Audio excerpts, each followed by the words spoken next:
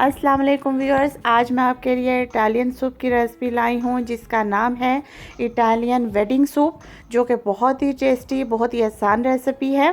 तो अगर आपको ये रेसिपी चाहिए तो आपको मेरी वीडियो फुल वॉच करनी होगी।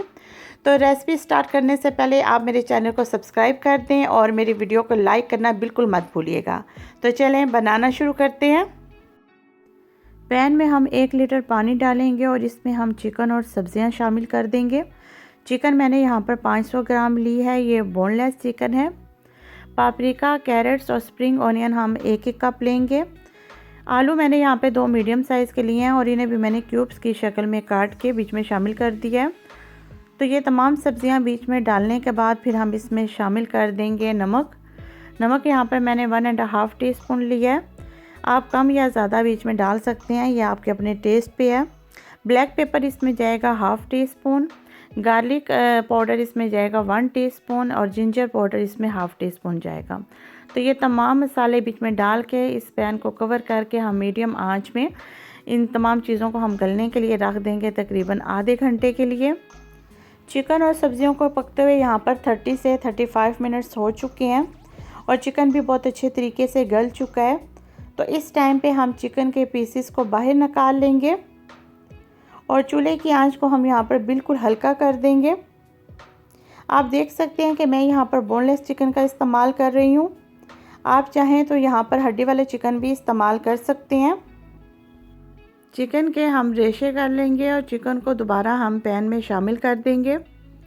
साथ ही हम इसमें 1 tablespoon soya sauce, 1 tablespoon lemon juice और 2 गिलास पानी शामिल करेंगे और इसे हम अच्छे से मिक्स करके इस पैन को कवर करके मीडियम आंच में सूप को पकने के लिए रख देंगे तकरीबन 8 से 10 मिनट तक, ताकि ये अच्छे से सूप तैयार हो जाए। इसके बाद फिर हम इस सूप को थिक करने के लिए कॉर्नफ्लोर का इस्तेमाल करेंगे। अगर आपके पास कॉर्नफ्लोर नहीं है तो आप मैदा या आटे का भी इस्तेमाल कर सकते हैं। यहाँ पर मैंने आधा कप पानी लिया है और इसमें 4 टेबलस्पून कॉर्नफ्लोर लिया है और इसे हम अच्छे से मिक्स करेंगे ताकि इसमें कोई भी गुठली ना बचे। इसके बाद ये आप देख सकते हैं कि 10 मिनट हो चुके हैं। तो इस टाइम पे मैं इसमें ये कॉर्नफ्लोर का घोल बीच में डाल रही हूँ। ये हम आहिस्ता आहिस्ता कॉर्नफ्लोर डालेंगे ताकि इसमें कोई गुठली ना बने और ये अच्छे से मिक्स हो जाए।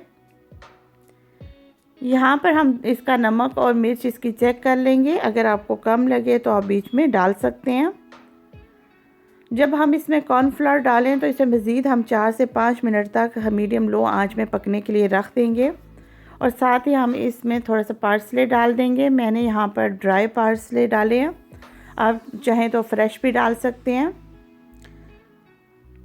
तो ये देखें ये कितना अच्छे तरीके से ये तैयार हो चुका है। मैं आपको इसकी फाइनली इसकी लुक दिखाती हूँ। ये देखें, बहुत ही बेहतरीन, बहुत ही टेस्टी ये इटालियन वेडिंग सूप तैयार हो चुका है। बिल्कुल इतना ही हमें ये थिक चाहिए। अब हम इसे डिश आउट कर लेंगे। इसे आप ब्रेड या बगट के साथ भी खा सकते हैं या आप इसी तरीके से भी आप इस सूप को खा सकते हैं। ये बहुत ही टेस्टी, बहुत ही मज़े का सूप लगता है। बहुत ही आसान रेसिपी है। मुझे उम्मीद है आपको मेरी ये रेसिपी पसंद आई होगी। अगर आपको मेरी रेसिपी अच्छी लगे तो प्लीज़ मेरी वीडियो को लाइक करें, मेरे चैनल को सब्सक्राइब करें और शेयर भी करें और बेल आइकन का बटन दबाना बिल्कुल मत भूलिएगा। इससे आपको मेरी तमाम वीडियो बआसानी मिल जाएंगी।